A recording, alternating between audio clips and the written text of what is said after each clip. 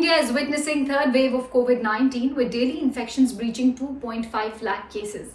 Several states have imposed restrictions on restaurants. Restaurants are permitted to operate at half the capacity, which is likely to affect the quick service restaurant space. However, among QSR players, Jubilant is likely to have minimal impact as it has the highest share of delivery and takeaway business at approximately 65% of its overall mix. We believe Jubilant FoodWorks would recover swiftly once the situation normalizes. In December 21, if you remember, Jubilant had raised prices, which gave us the confidence that the company would be able to maintain its margins. Medium-term prospects of its core Domino's brand remain strong, with the company aiming to more than double its store count to 3,000. Also, Jubilant would be a prime beneficiary of the expected shift towards organized players post the pandemic. Additionally, Jubilant would consider a stock split at its upcoming board meet in February, which would facilitate better participation for retail investors.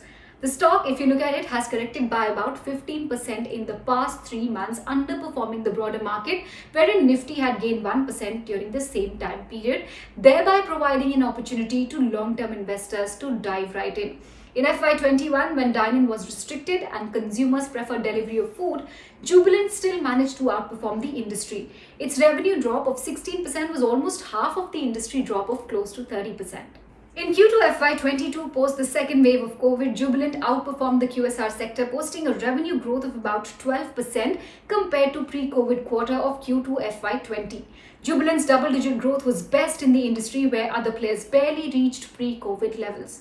Now, post-COVID, we expect market share gains for organized players as many smaller players would find it difficult to sustain operations. Also, consumers' increased preference for hygienic branded players, leading to a shift towards organized segment. Raw material prices have witnessed an increase over the past 2 quarters. Similarly, if you look at packaging as well as transportation costs, even they have increased owing to a surge in crude oil prices. Now, to counter this cost increase, Jubilant has taken a mid-single-digit price increase in its product portfolio recently.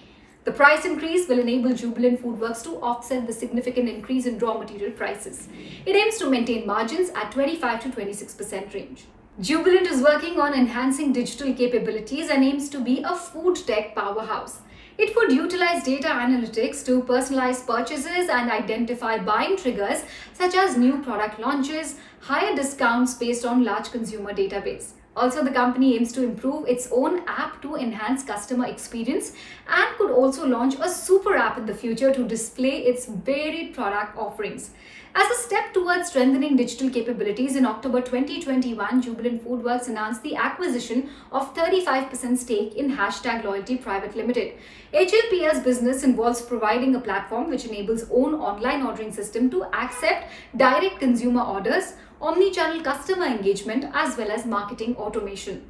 Online ordering, if you look at it, contributes almost entirely to the delivery sales of about 98%, and Jubilant FoodWorks has seen its app downloads growing strongly to 71.3 million in September 21 from 43.8 million in September 2020. Jubilant wants to be a multi-brand, multi-country player. It's looking to scale up its new businesses Hong's Kitchen and Ekdum. Jubilant has received an encouraging response and has increased the store network from 5 stores in September 20 to 21 stores in September 21. We expect accelerated store addition once the company tests the store economics of these brands, establishes menu offerings once COVID-19 pandemic recedes.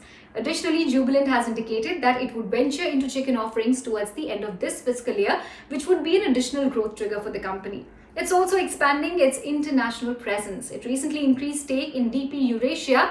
It owned about 33% stake in the company earlier. Now it has hiked stake to 40% and plans to further enhance it to 50%.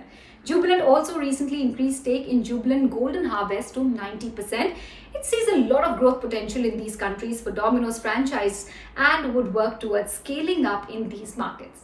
At the current market price, the stock is trading at a PE of 76 its FY23 projected earnings. Jubilant is the leader in the QSR industry with a strong execution track record and industry-leading margin profile and return ratios.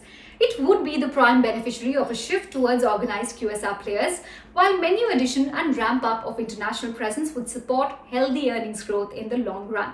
Investors, therefore, we believe, should add the stock to their portfolio.